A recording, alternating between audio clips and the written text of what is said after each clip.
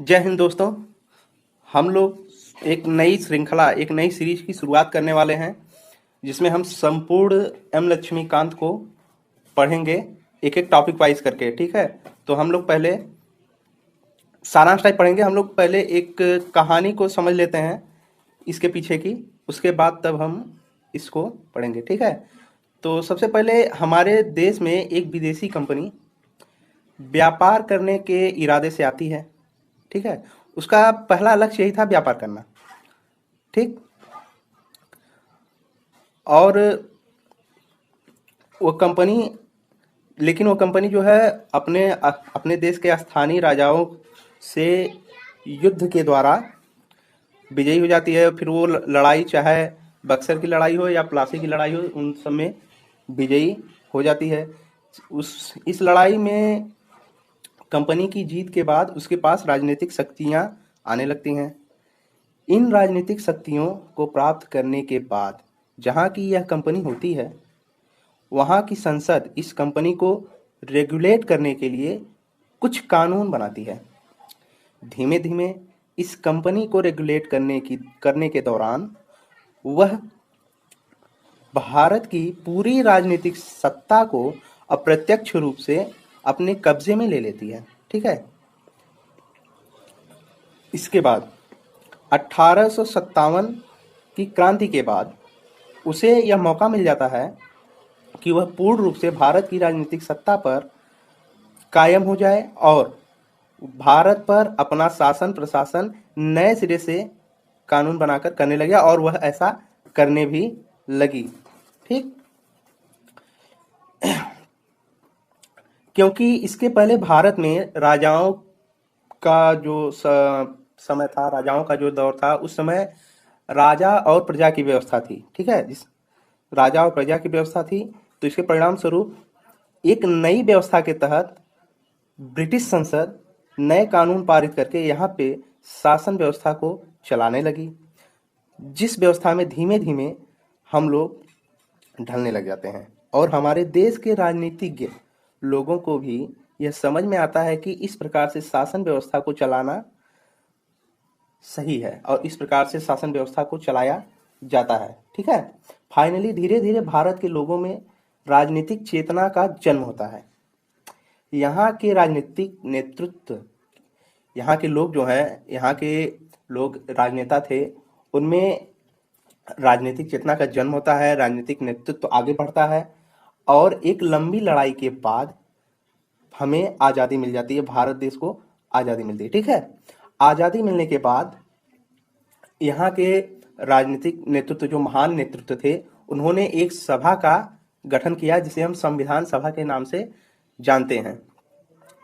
इस सभा के अंदर भी अनेक सभाओं का संस्था थी, अनेक वो थे, लेकिन मुख्य रूप से हम लोग संविधान सभा को जानेंगे। इस सभा के द्वारा ही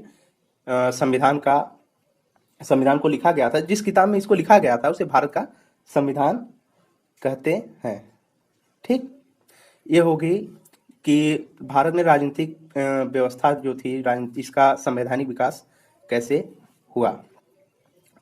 अब हम लोग ये तो पहले जानेंगे कि जो कंपनी थी वह 1600 में, जो विदेशी कंपनी थी जिसे हम ईस्ट इंडिया कंपनी के नाम से जानते हैं, east India company, India company company यह भारत में 1600 में आई थी। ठीक, और इसको शाह आलम द्वितीय द्वारा, ध्यान से सुनिएगा, शाह आलम जो मुगल बादशाह थे, शाह आलम द्वितीय, शाह आलम द्वितीय के द्वारा सन 1765 में, हाँ सन 1765 में यहाँ पे दीवानी का अधिकार, कंपनी को दीवानी का अधिकार दिया जाता है। कंपनी को दीवानी का अधिकार दिया जाता है, दीवानी अधिकार दिया जाता है। ठीक है, और यह दीवानी अधिकार थे बिहार, ठीक, बंगाल और उड़ीसा, यहाँ का दीवानी अधिकार उसको दिया जाता है। ठीक, तो ये हो गया हमारा संवैधानिक विकास। ठीक है, अब हम लोग एक टॉपिक वाइज इसको पढ़ेंगे। तो सबसे पहले टॉपिक हम लोग पढ़ेंगे रेगुलेटिंग एक्ट, जहां से भारत में किसी लिखित कानून का प्रचलन चालू हुआ, जिसे हम 1773 का रेगुलेटिंग एक्ट कहते हैं। ठीक है, रेगुलेटिंग एक्ट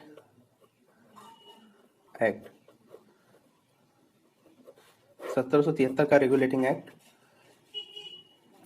इस एक्ट के अंतर्गत, रेगुलेटिंग एक्ट के अंतर्गत बंगाल के गवर्नर जनरल के पद का सृजन किया जाता है। ठीक है,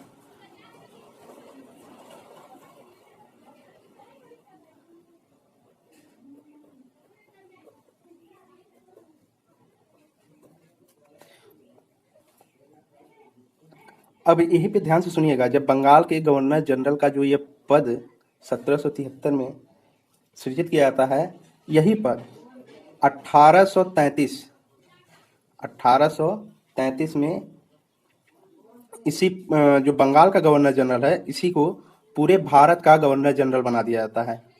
1833 में बंगाल के गवर्नर जनरल का पद हटा के पूरे भारत का गवर्नर जनरल का पद कर दिया जाता है। ठीक है, और 1858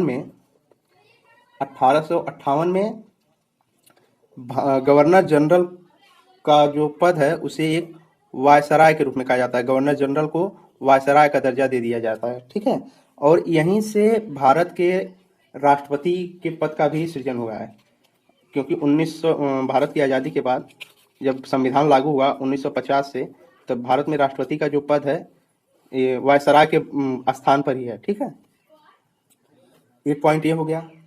और दूसरा पॉइंट ये है कि गवर्नर जनरल की सहायता के हेतु 4 सदस्यीय काउंसिल का निर्माण किया जाता है। ठीक है, और रेगुलेटिंग एक्ट 1774 के अंतर्गत कलकत्ता में सुप्रीम कोर्ट का निर्माण किया जाता है। 1774 में सुप्रीम कोर्ट, ठीक है, 1774 में सुप्रीम कोर्ट का निर्माण किया जाता है। और इस सुप्रीम कोर्ट का कोई आदेश, सुप्रीम कोर्ट के किसी आदेश के खिलाफ यदि हमको अपील करना हो, तो उस समय एक था प्रीवी काउंसिल। ठीक है, प्रीवी काउंसिल में हम अपील कर सकते थे। प्रीवी काउंसिल का गठन 1 मई 1708 में किया गया था।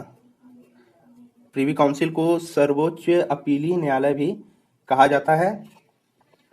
और प्रीवी काउंसिल जो है, यह स्वतंत्रता के बाद क्षेत्राधिकार उन्मूलन अधिनियम 1949 को पारित करके प्रीवी काउंसिल के अपील करने के अधिकार को समाप्त कर दिया जाता है। ठीक, और रेगुलेटिंग एक्ट के तहत एक और पॉइंट है कि कंपनी के निजी कर्मचारियों को व्यापार करने पर प्रतिबंध लगा दिया जाता है। ठीक, एक क्वेश्चन पूछ लेता है कभी कभी यूपीएससी में प्री में कि सर्वप्रथम लिखित तथा विधायिका द्वारा पारित कानून के अनुसार शासन को प्रचलित करने का मार्ग कब प्रशस्त हुआ? तो 1764 के बक्सर युद्ध के दौरान। ठीक है, बक्सर युद्ध के बाद ही लिखित विधायिका द्वारा पारित कानून जो है वह बनाया गया था। ठीक है, तो आज के लिए बस इतना ही। मिलते हैं फिर बाद में एक अगली टॉपिक में इसी से संबंधित, और इसकी एक प्लेलिस्ट बनाई जाएगी जिसमें इन सबको रखा जाएगा, तो आपको आसानी होगी वीडियो को ढूंढने में। और वीडियो यदि अच्छी लगे तो वीडियो को लाइक करें और हमारे चैनल को सब्सक्राइब जरूर करें। धन्यवाद।